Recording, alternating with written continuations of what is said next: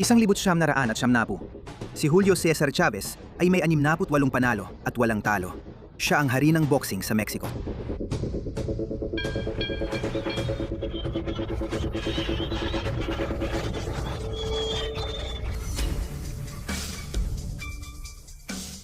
Sa kabilang banda, si Meldrick Taylor, ABF na kampeyang walang talo, ay kilala sa nakakakilabot na bilis at kampangong kayang tapusin ang laban kahit kailan. Dalawang walang talo, isang ring. Ang gabing iyon ay isa sa pinaka-controversial sa kasaysayan ng boxing. Bagamat hindi pa matanda, si Chavez ay isa ng pinaka-veteranong boksingero sa kanyang division at nakalaban na ng iba't ibang estilo mula sa eksperto sa depensa hanggang sa malalakas manuntok na kayang mag-knockout. Gayunpaman, kakaunti lang ang mga kalaban na pinagsasamang elite na depensa at nakamamatay na bilis sa opensa.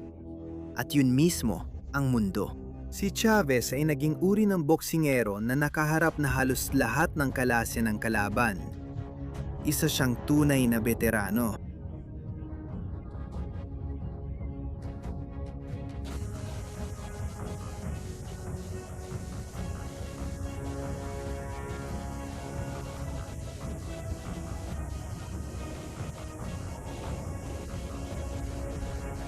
Si Meldrick Taylor ay isang Olympic gold medalist na may pambihirang bilis ng kamay at ilan sa pinakamagagandang technical na kakayahan sa boxing. Iyon, maring may. Bagamat isang tabla sa simula ng kanyang karera, laban sa kapwa niya Olympic gold medalist na si Howard Davis Jr. ang nagdulot sa ilang kritiko na questionin ang kanyang lakas. Hindi kailanman pinayagan ni Taylor na ilihis siya ng mga pagdududa sa kanyang landas. Ipinagpatuloy niya ang landas at natupad ang pangarap niya nung bata siya nang makuha ang unang kampyonato sa mundo sa pamamagitan ng panalong sorpresa laban kay Buddy McGirt. Buddy, determinasyong ipagtanggol ang kampyonato. Parating pa lang ang pinakamalaking hamon sa kanyang karera. Para pagisahin ang dibisyon, kailangan niyang tapusin ang tila hindi matinag na paghahari ni Julio Cesar Chavez na hindi nagawa ng iba sa loob ng maraming taon. Noong Marso 17, 1970 at 19, dumating na rin ang matagal na inabangan na laban. Pumasok si Julio Cesar Chavez sa estadyum na may tahimik na kumpiyansa bilang isang walang talong kampeon, habang si Meldrick Taylor naman ay nagtungo sa ring na punong-puno ng paniniwala na oras na niya yon. Pagkatapos ng maikling talakayan ng patakaran at tapik ng guwantes, tumunog ang kampana at nagsimula ang laban.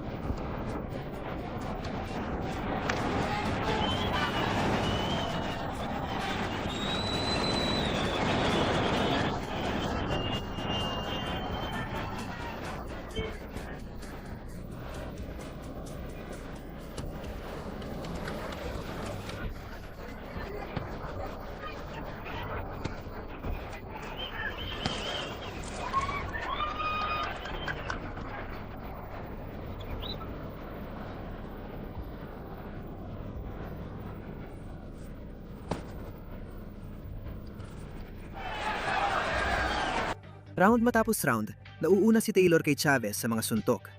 Mas mabilis siya, mas eksakto at mas aktibo. Sa malaking parte ng laban, nagmukhang isa sa pinakamagagaling sa kasaysayan si Julio Cesar, na parang bahagyan mabagal si Julio Cesar para makasabay. Tara na.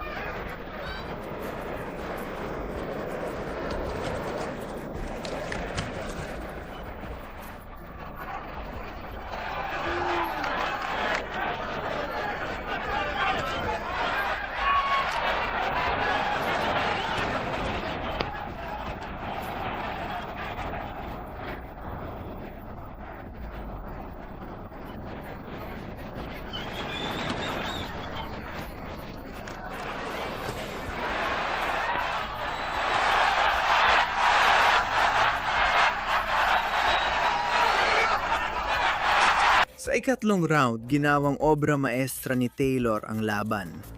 Eksakto ang mga kombinasyon niya sa mukha ni Chavez, kaya namamaga ito, nagkakaroon ng marka, at napipilit ang tiisin ng kampeon na Mexicano ang pambubugbog na bihira makita.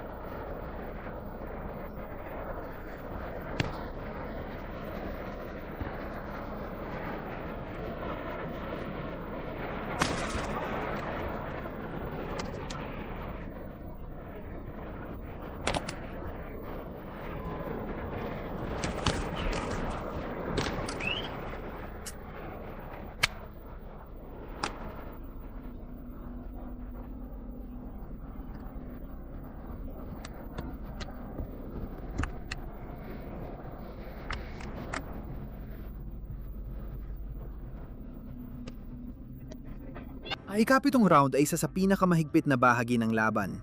Parehong nakatayo ang boksingero at nagpapalitan ng malalakas na suntok sa katawan at maikling hook sa malapitan.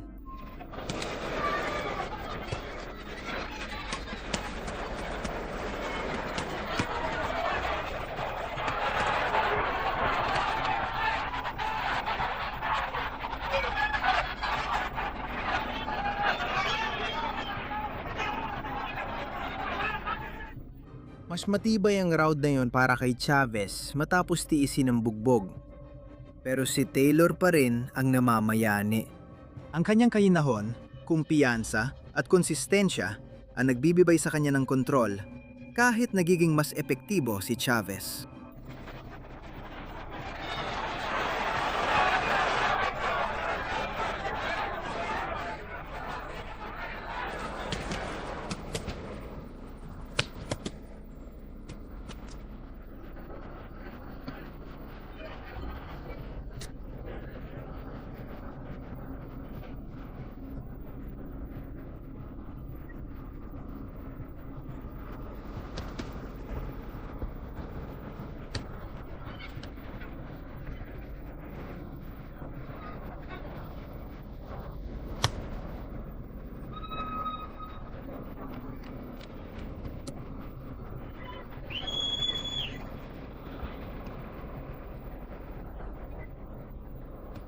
Sa ikasampung round, nagsimulang mahanap ni Chavez ang ritmo na nakasanayan niya sa buong karera niya.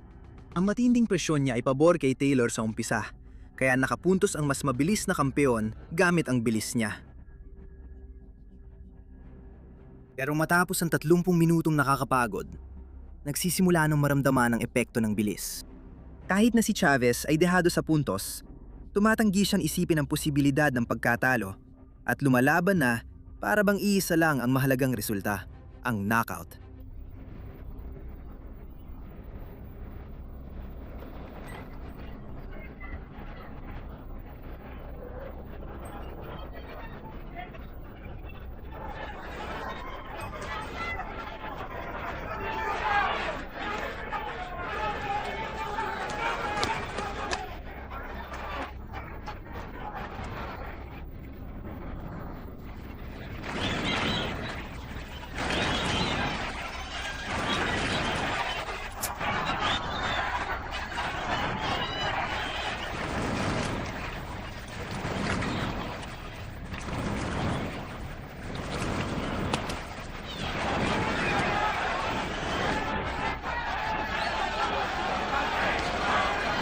Sa ikalabindalawa at huling round, lamang si Taylor sa 2 sa 3 scorecards. Kailangan lang niyang tiisin ang huling 3 minuto para wakasan ang walang talong paghahari ni Julio Cesar Chavez. Alam ni Chavez na naubos na ang laban niya, kaya kailangan niyang daigin si Taylor bago tumunog ang kampana. At nang may 20 segundo na lang sa orasan, nahanap niya ang kanyang pagkakataon.